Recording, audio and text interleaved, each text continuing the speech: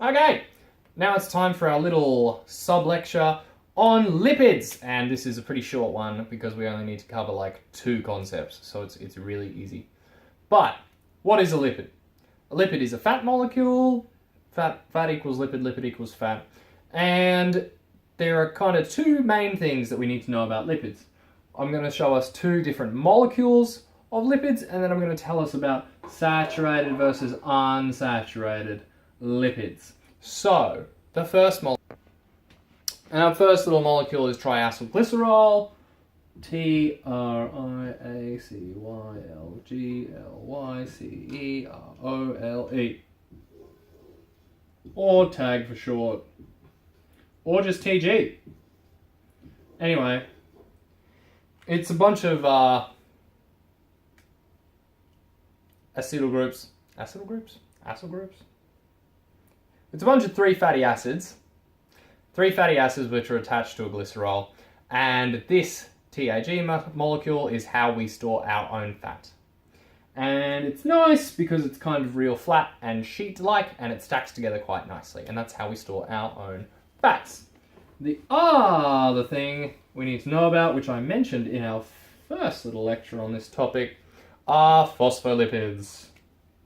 And phospholipids have a very special little structure, and that is they have a phosphate head,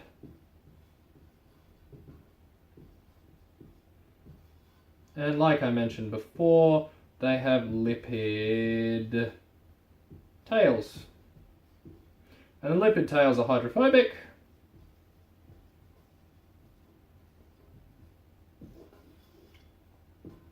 They're hydrophobic. And the phosphate head is hydrophilic, which means it really likes water. And like I mentioned before,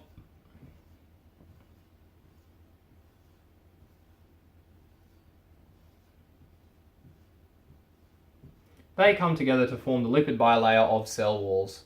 And that's really important because it's how we have cells. So that's pretty cool. Now, the other thing that I just want to mention really quickly about lipids, very straightforward, is that there are saturated and unsaturated, and there's also trans fats. Now, saturated and unsaturated are natural, and trans fats are not natural in the sense that they are artificially created. But what is a saturated fat? A saturated fat is a carbon molecule chain that is 100% saturated with little hydrogens. Right? All hydrogens. There are no carbon double bonds. There are no carbon double bonds. There are no carbon double bonds. That's important because it means it's real straight. It's a real straight molecule. And that's important because the way that we pack them together, is dependent on how geometrically straight and easy to pack these molecules are. By contrast, if we have an unsaturated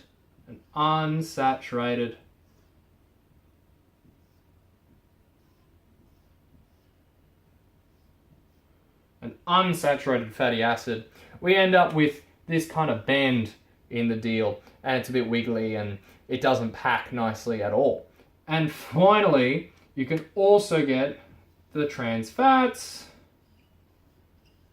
which are pretty much universally agreed to be terrible, but they have this double bond configuration, and they also have a slightly different geometry to the saturated and unsaturated fats, which means that it's really hard for our enzymes to break them down.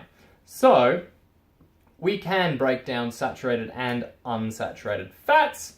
Unsaturated fats are the good ones, saturated fats are slightly less good, but trans fats are really bad because it's really hard to break them down and they end up in your cell walls and clog your arteries, apparently. I'm not getting into the details of why those fats are good and bad. But that's the basics of the things we need to know about lipids. Thanks, guys.